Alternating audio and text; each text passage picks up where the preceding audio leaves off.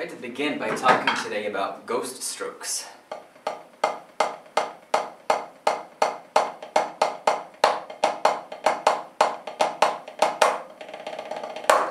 First, I want to talk about what ghost strokes are. Ghost strokes, by definition, are strokes that are played close to the surface of the head, producing a very soft, almost whisper of a sound. In the molar world, folks are going to call these tap strokes. Drum corps folks might call these unaccented notes. Whatever the case might be, ghost strokes can make your playing sound like there's a bit of a simmer to your playing. You put a really good spread between your accents and your ghost strokes, or your inner beats, and you're really going to develop what Dave Garibaldi describes as a two sound level concept, where your ghost strokes seem to just float through the air, making your accents really strong and really having them pop out as if you said the wrong thing to your girlfriend and she slapped you in the face. There's a myriad of books and information in the drum library and on the internet on how to develop ghost strokes. Books like Stick Control, books like Accents and Rebound, Accents on Accents. These are all fantastic ways to develop your ghost strokes. Drummers like Gavin Harrison employ ghost strokes, Todd Silgerman, Vinnie Colaiuta, Dave Weckl, Carter Beauford. These are all drummers that use ghost strokes very effectively, and they've really made their signature sound through their use of ghost strokes. I was introduced to the Benny Greb's Language of Drumming DVD a few weeks ago, and on this DVD there's a PDF file about 50 pages long on different fundamental basic exercises to practice, and I thought to myself, wow, I'd really like to explore these because I felt my fundamentals were not as strong as they should be, and I found this page which helps you develop ghost strokes. So I wanted to share that with you today because I find this exercise really invaluable for development of your technique, to create your own sound and to really help you have control and facility over the instrument.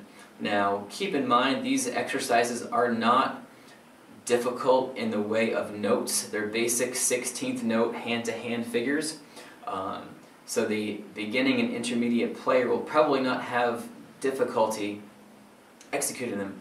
But I would like to challenge the advanced player to go through these as well. And I would challenge yourself to play them at 40 to 60 beats a minute. Sure, anybody can play hand-to-hand 16th notes and play accents. Sure, we can all do that for a week and a half. Fantastic. But if you were to go to play that dynamic on the snare drum, I'm going to bet your singer's going to turn around to you and go, really? So we want to work on our touch, and we want to work on our control. So set your metronome about 40 beats a minute and start with 16th notes at a whisper, barely audible. You got your little baby infant sleeping in the next room, you don't want to wake him or her up. Then the exercise sequence is as follows. We accent each downbeat of the 16th note, and then from there we accent each E. From there we accent each and then finally we accent each The next sequence would be to practice and accent the one E. Then you're going to permutate that over one set of 16ths. So we'd have one E, and then one and which sounds like this.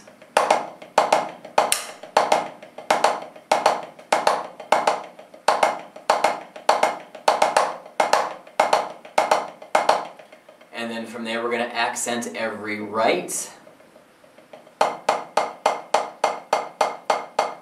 You can use a full stroke here if you're using the molar technique. Then we're going to accent every E and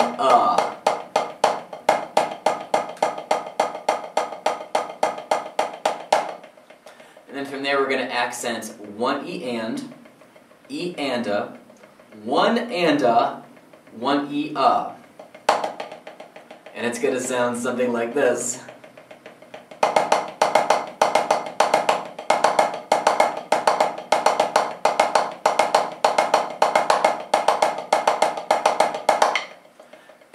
we're going to accent every 16th, followed by unaccented every 16th.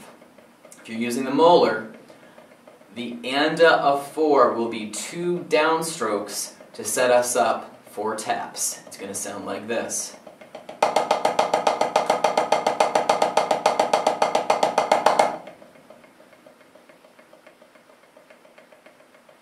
Yeah, you see that dynamic drop-off. Just the floor comes right out from underneath you, and you kind of feel like, well, what just happened? Something just changed. Well, nothing changed. Your hand motion stayed the same. The only thing that changed was your stick height changed. But notice when we have these ghost strokes playing, we've really ingrained it into our muscle memory how to play them accurately. But on a bigger picture, this is going to help our timing, our placement, and our accuracy of accents, which when this is applied to the drum set, you get some really interesting combinations. So play this exercise top to bottom. You can play it on a pillow while you're watching the US Open. You can play it on a pad when you get up in the morning. There's a myriad of ways to play it. The point is just to do it. You practice this from 40 to 60 beats a minute every day. I'm going to guarantee you within a week your playing is going to go to just another level in a really short amount of time. Why? Because you're just working on your fundamentals and really developing that 2 sound level concept that Garibaldi likes to talk about. So here's the exercise in its entirety, starting with the accents on, single accents, permutating across the measure, followed by 2 accents, then 3 accents, then finally the whole phrase is accented. And if you have a cool little iPhone, you can download this really groovy app called My Beat Metronome. And basically, rather than going to the drum room and getting your click, it's right here. Set your tempo. I'm going to set mine to 60. Make sure your ringer's on. And away we go.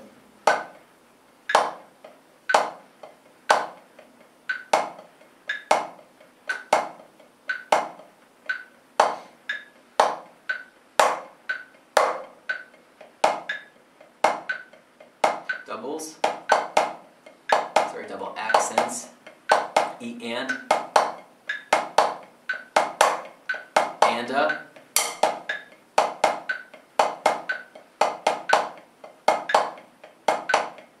all rights, all E's and U's,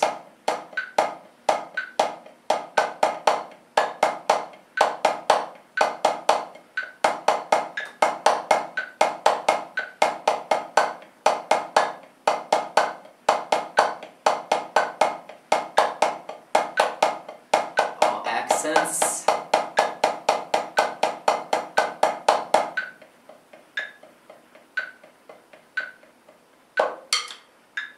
and if you're doing it right, sometimes you'll hear the click just go away and you go, "Hi, what happened?" And nothing happened. You're so dialed in that you are in flow and you don't have to worry about the time because your hands are in flow and there's no disruption at all. So if you do this, you can do the exercise 1 time through, you can do the exercise 4 times through, you can do each line for a minute. It's up to you and how bad you want to get your accents and your inner beats, how far you want to get that spread. So check it out, and I hope these exercises benefit you as much as they benefited me. So take care and God bless.